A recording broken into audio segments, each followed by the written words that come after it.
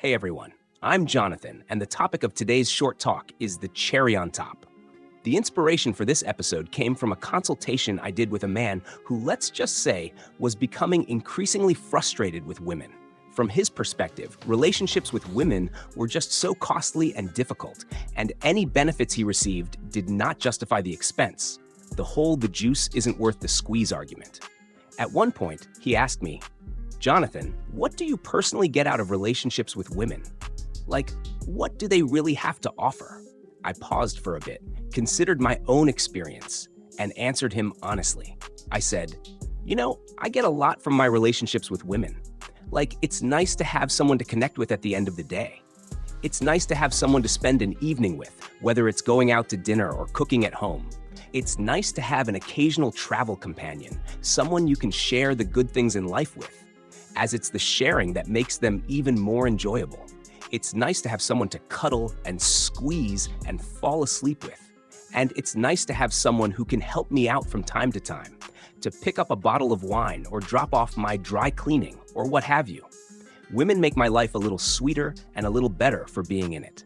After I finished, the guy kind of looked at me like I had fallen from the moon and asked, Jonathan, are you really going to tell me that you're willing to put up with all the expense and difficulty and inconvenience and headache of a relationship with a woman because they will occasionally drop off your dry cleaning? There's absolutely no way that's worth it. That sounds ridiculously overpriced.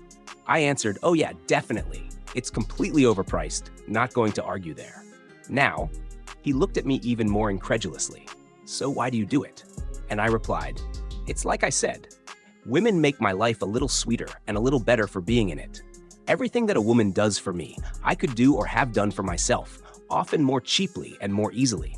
However, it's nicer when a woman does it, and it's that niceness that justifies the expense, at least in my mind.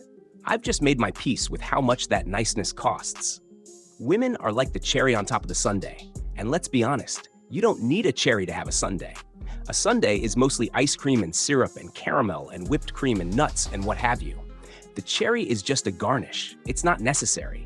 A sundae without a cherry is still a sundae. But boy, oh boy, doesn't that bright red cherry on top just make the sundae perfect? A sundae is definitely better with a cherry than without one. Now, those little cherries are pretty pricey. Like a jar of those maraschinos can cost as much as a couple of gallons of ice cream. And that's wild if you think about it, because, the ice cream is necessary for the sundae, whereas the cherries are not. But that's kind of why they're so expensive. They're a luxury good. And that's kind of what women are, especially in today's day and age. I mean, long gone are the days where women were expected to provide necessary value, where they churn the butter, sew the clothes, and cook the meals. Our modern technological advancements have liberated women from these roles, and I don't have a problem with that. I would much rather spend $5 on butter at the market than churn it myself. So I certainly can't chide women for wanting to opt out. The issue is that this liberation, like anything else in life, comes at a cost. And when women stopped providing necessary value, then relationships with them started to become unnecessary. They stopped being necessities and started becoming luxuries. And this isn't necessarily a problem, provided they can find someone willing to happily incur the cost of a luxury. The issue is that, on the population level, most men can't afford it. And this begs the question that we're now openly debating in contemporary culture. Namely, is this a net gain for women? Are they better off when they are expected to provide necessary value for men? Or are they better off when they can't find men who can afford relationships with them? Again, I don't really mind the expense, but that's because I'm at the stage of my life where I can afford a little luxury. When I was younger, I certainly could have used a woman's help. Like, there were many things I could not yet do, and I really could have instrumentally benefited from a woman during that time.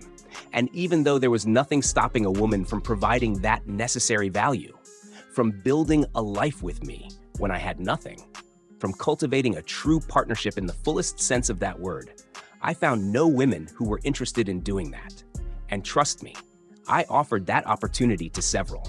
Rather, they chose men who were more materially established than I was and whose lifestyles were far more extrapolated. Like many young men today, I was frustrated and confused by women's apparent unwillingness to partner with me. Of course, 20 years later, my circumstances are now completely different.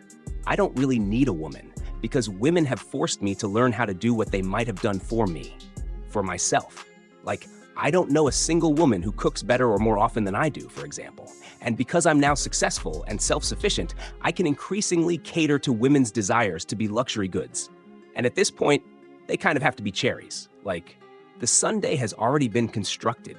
That's why they're interested now. I got the ice cream and the syrup and the nuts and the whipped cream. So what else can they be? The cherry is the only thing missing. Remember, only founders get equity. And if you can appreciate that you're dealing with a luxury good, with something that isn't strictly necessary, then your attitude towards it starts to shift. In the first place, you stop burdening it with unreasonable hopes and expectations. Like, don't expect much from a cherry. It will definitely make your sundae a little sweeter, a little brighter, but you could certainly dispense with it if necessary. Men run into trouble when they want the woman to do more than a woman can do or will do. There are many things that a woman can do in a relationship, but there are at least as many things that a woman can't do. And unfortunately, these are the things that men tend to go to women for. Like, a woman isn't going to make you happy. She can't. She's not going to bring you peace. She can't. She isn't going to complete your life. She can't. Only you can make yourself happy.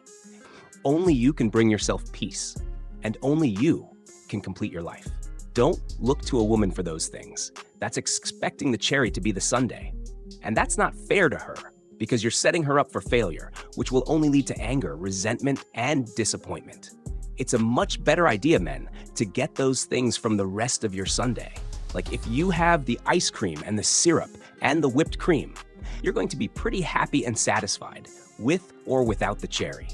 And that will make it easier for you to enjoy that sweet, delicious bite at the end.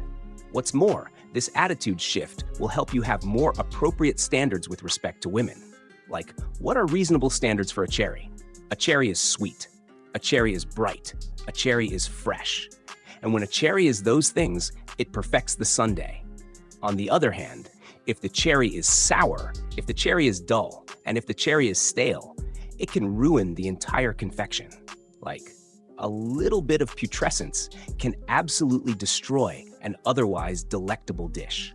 So those are the reasonable standards associated with cherries, that they should be sweet and bright and fresh. And of course, cherries are compensated in their responsibilities by the privileges of their position, sitting comfortably atop a carefully constructed bed of whipped cream. So, I wanted to share that with you today.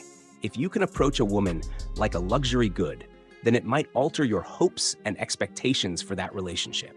A cherry on top can be a delightful addition, but it's probably best that you go to your sundae for your sustenance and fulfillment. What do you think? Does this fit with your own experience? Let me know in the comments below, and please send this episode to someone who you think might benefit from its content.